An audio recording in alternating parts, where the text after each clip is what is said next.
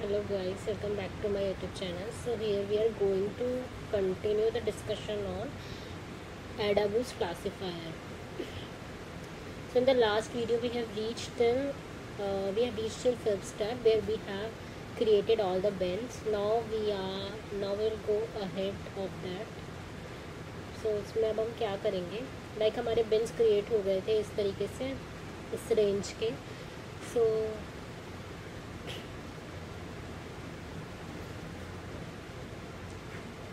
records.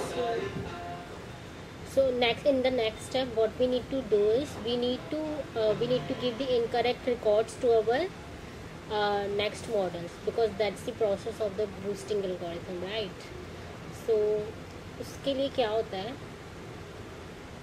अगर हमें next model को इनकरेक्ट वाला रिकॉर्ड पास करवाना है तो वो सारे रिकॉर्ड्स पे फॉर लूप चल जाएगा. जितने भी रिकॉर्ड्स हैं ना उन पर एक फॉर लूप चलाएगा. एंड फॉर लूप में एंड हर एक फॉर लूप में वो एक रैंडम वैल्यू निकालेगा between 0 to 1. And most of the time आप देखेंगे कि जिसकी रेंज सबसे ज़्यादा होती है वो वाले उठाएगा ज़्यादा से ज़्यादा मॉडल. सो लेट्स से पहले मैं लिख देती हूँ इससे थोड़ा, ठीक है, जस्ट अ सेकेंड बताने से पहले. Like sixth step, we need to select the data points after creating the bins. We need to select the data points. We need to select the data points to the next term. We need to select the data points to the next term. We need to select the data points to the next term.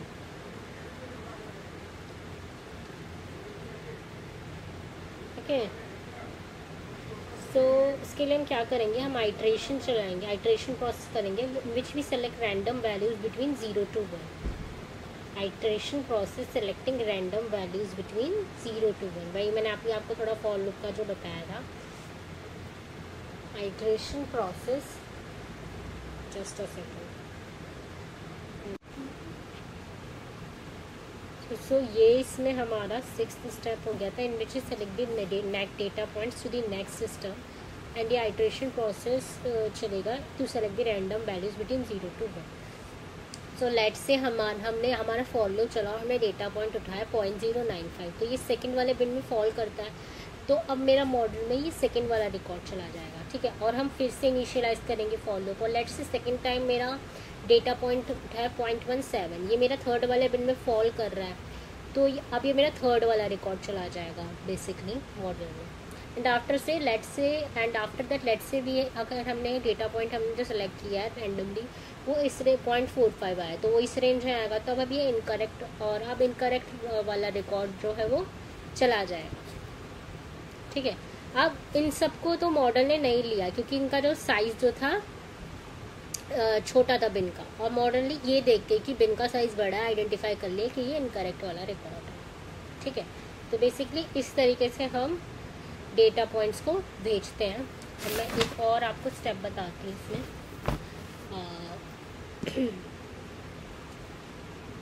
Let me right it here only. Let me just go to the next page. We'll write it here. So ये था हमारा salary का column, ठीक है. ये था हमारा credit का कॉलम, ओके. ये था हमारा अप्रूवल का कॉलम, और ये है हमारा रैंडम वैल्यूज़ जो हमने सेलेक्ट किया उसका कॉलम. तो सैलरी के कॉलम के अकॉर्डिंग ग्रेटर देन 50K है, तो यहाँ पे आया नो, यहाँ पे आया यस, और यहाँ पे लेट से हमने 0.50 जो है वो मेरा रैंडम नंबर सेलेक्ट किया. 0.50 किस में फॉल कर रहा है, 0.50 इसमें फॉल कर रहा है. तो मेरी ये वाली रो आई इसलिए ग्रेटर देन 50K एन और यस वाली, ग्रेटर देन 50K और एन और यस वाली. अब नेक्स्ट टाइम हमने अगर रैंडम नंबर मेरा लेट से 0.110 लिया, इस तरीके से कर रही हूँ मैं आपको समझा रही हूँ. 0.10 लिया तो 0.10 किस में फॉल करेगा, इस वाले सेकंड वाले रेंज में. तो इसमें क्या आएगा, less than and equals to 50K, good and yes. Less than and equals to 50K, good and yes. ये मैं इस तरीके से बेसिकली आप बता रही हूँ, इस तरीके से काम होता है, good and yes. Random number लेते हैं, फिर देखते हैं वो किस बिन रेंज में आ रहा है, उस हिसाब से मेरा रिकॉर्ड जो है वो न्यू मॉडल में जा रहा है, तो ये वाले रिकॉर्ड्स चाहिए बेसिकली मेरे। ऐसे सिमिलरली मैंने सबका किया, यहाँ पे लेट से 0.60 यहाँ लिख दिया मैंने, ग्रेटर देन 50K, उसी वे में सब सेलेक्ट हो रहे हैं।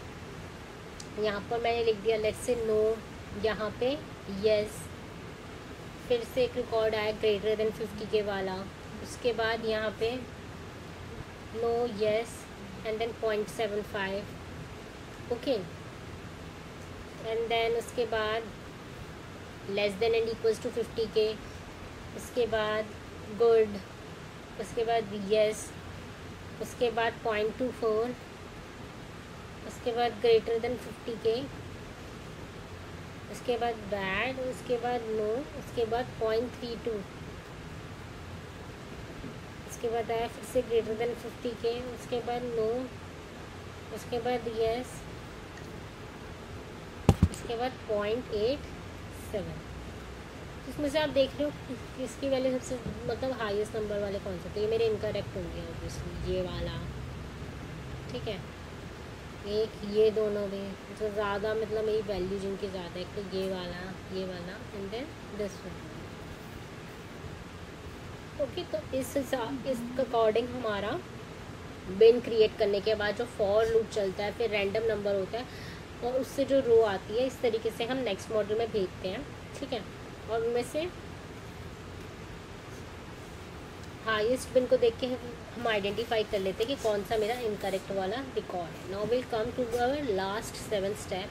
इसमें will see that how will do the actual final prediction of the test data. Let's me write this in this.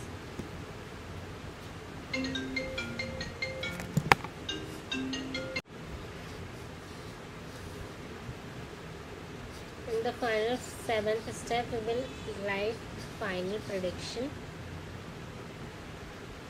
Okay, so here what we'll do is, so let's say हमारा test data का एक point है, ठीक है, which is less than and equals to 50K and good। तो ये कैसे classify होगा कि इसका आउटपुट मतलब प्रेडिक्शन इसके हम कैसे करेंगे, ये हमारा फंक्शन होता है बूस्टिंग का, ठीक है, कैसे वर्क करता है। एक डिसीजन ट्री M1 मॉडल होता है, एक हमारे पास डिसीजन ट्री स्टम्प होता है, ठीक है, ऐसे ही इससे कुछ इनकरेक्ट आता है, फिर दूसरे में जाता है, फिर हमारे पास डिसीजन ट्री 2 होता है ना, फिर स्टम्प होता है, ऐसे ही हमारे पास डिसीजन ट्री 3 का स्टम्प होता है, and so on up to decision tree n तक जाते हैं हम लोग, ठीक है। तो जैसे कि फर्स्ट से हमारा आउटपुट आया यस और 0.896, ठीक है।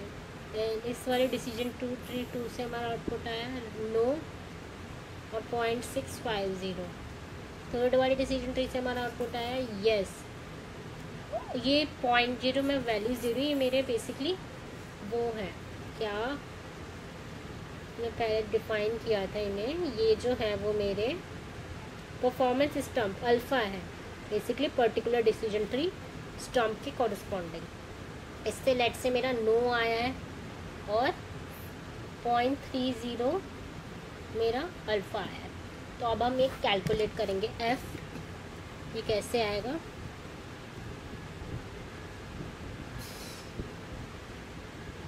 एफ क्या आएगा अब मेरा, एफ इस तरीके से आएगा 0.896 into yes plus 0.650 into no plus 0.24 into yes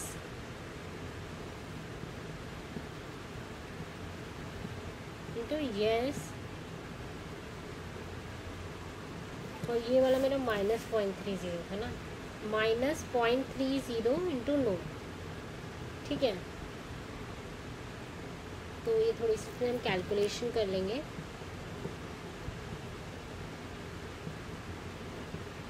इसमें कैलकुलेशन करके मेरा ये आया फाइनली, यस में की जैसे मेरा क्या आया 1.136 into yes plus 0.350 into no. Okay, so here मेरा यस का कोफिशिएंट ज़्यादा बड़ा है, इसीलिए मेरा फाइनल आउटपुट यस होगा। इसको हम लिखते इस तरीके से हैं कि परफॉर्मेंस सिस्टम था ना, performance of say of yes,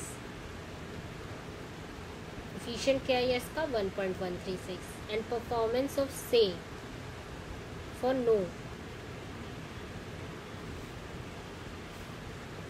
and performance of say for no is what?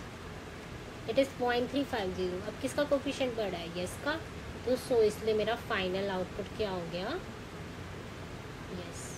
So this is the whole process of AdaBoost classifier. We'll meet in another video with another session. Until then, goodbye.